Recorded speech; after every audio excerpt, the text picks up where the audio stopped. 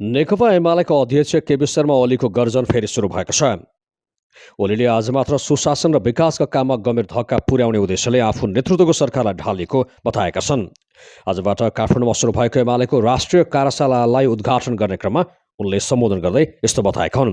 उनले भदौ 23 र 24 गते नवयुवाको हत्या आपराधिक क्रियाकलाप गर्नेहरूले त्यसलाई क्रान्ति भनेको भने पनि त्यो षड्यन्त्रपूर्ण र नियोजित आपराधिक घटना भएको बताएका छन्। उनले भने, मैले भनेको होइन, राष्ट्रिय मानवाधिकार आयोगको प्रतिवेदनले भनेको हो। भदौ 23 र 24 को आक्रमण पहिले षड्यन्त्र गरिएको प्रायोजित घटना थियो। उनले षड्यन्त्र एमालेका विरुद्ध भएको पनि बताएका छन्। उनले त्यो षड्यन्त्र एमालेका विरुद्ध त थियो नै भन्दै त्यो राष्ट्रको विरुद्धमा पनि भएको दावी गरे। उनले संवैधानिक लोकतान्त्रिक हिसाबले बलियो अवस्थामा रहेको जनताबाट निर्वाचित बहुमत प्राप्त सरकारलाई षड्यन्त्र गरेर ढालिएको दावी समेत गरे।